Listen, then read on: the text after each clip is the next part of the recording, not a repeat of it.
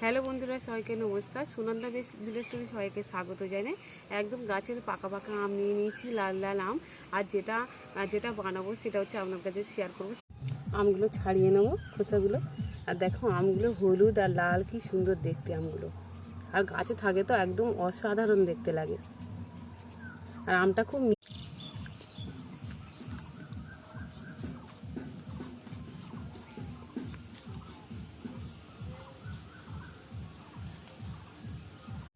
আর মিক্সারের মধ্যে দিয়ে দিচ্ছি।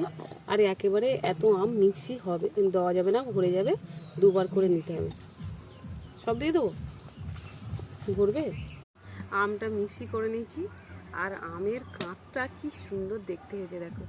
আর সেন্টটাই আলাদা। আর এই একটা ছেঁকুনে নিয়েছি বড় চুবড়ি। আর এতে করে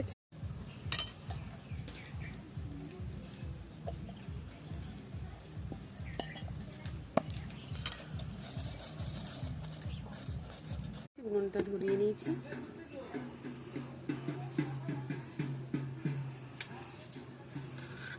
আর যে আমের কাঁচটা ছিল সেইটা আমি কড়ার মধ্যে দিয়ে দিচ্ছি।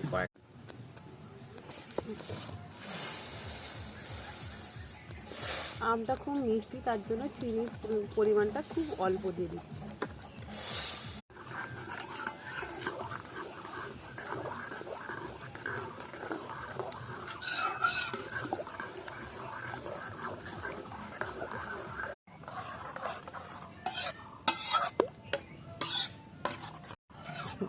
এইভাবে ডাবু দিয়ে নাড়িয়ে এরম ঘেটে ঘেটে আমের কাঁচটা আমি ঠান্ডা করে নেবো কিছুক্ষণ।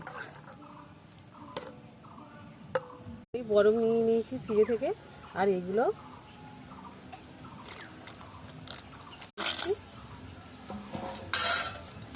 আর দিয়ে দেবো, এটা আমের কাঁচটা দিয়ে দেবো আমার বরফের মধ্যে। আর এটা আগে থেকে ঠান্ডা করে নিয়েছি। আমি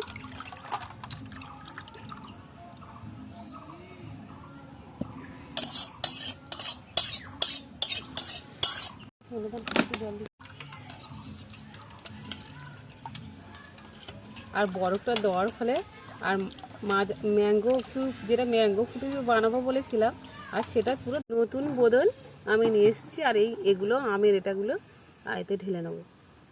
আর কাঁপা হলে বেশি ভালো হয়, দেখি একটু হয়েছে